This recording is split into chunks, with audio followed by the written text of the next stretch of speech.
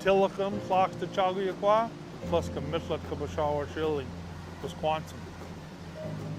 The people that came from here, they came to Grand Round forever.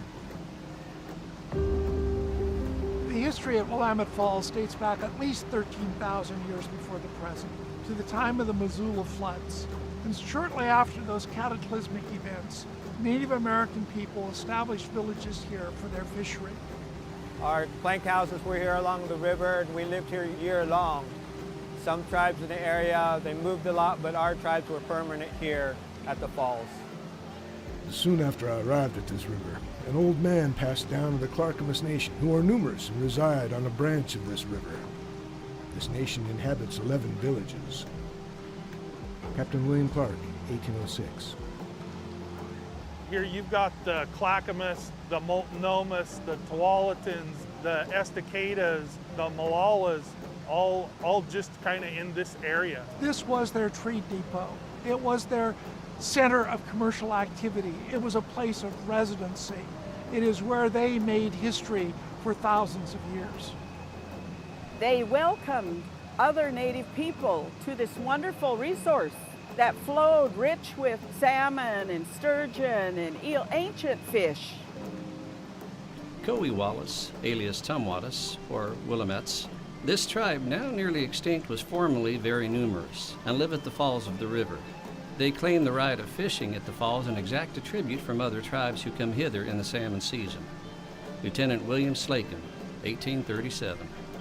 So the same reasons that this was such a wonderful, plentiful place to live for our ancestors made it very attractive to the newcomers from the east.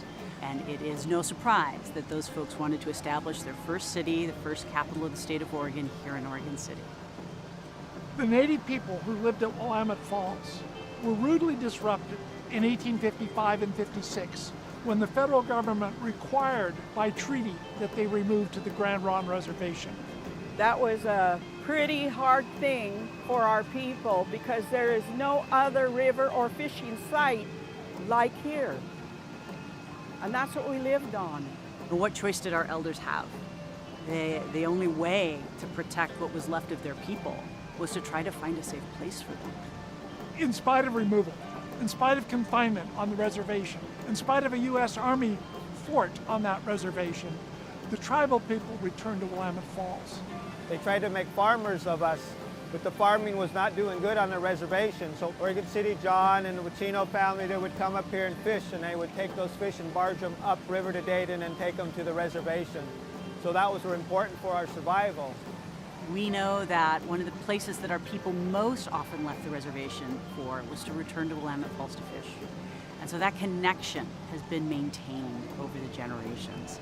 Even after termination in 1954, my family, we came up the river and we did still eel. We still continued the practices.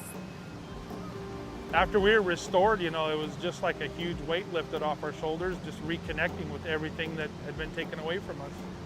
We fought for the hunting and fishing rights, and being able to be up here on the river.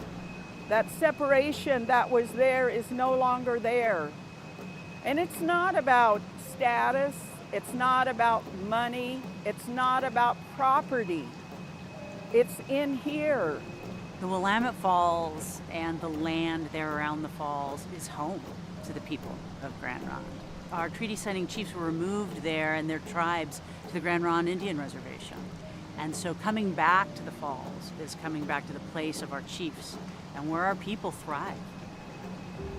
And that's why the goals of the Confederated Tribes of Grand Ronde is to help this land to heal, help this river to heal, help the fish to heal, the environment, all of the plants and the animals. Our generation has set up so many different things for our children to give them their identity back, to spark something in them again. We've always been here. It's always been in our hearts. It's never left. We've always had that connection here, and we always well into the future. And that's something that cannot be taken from us.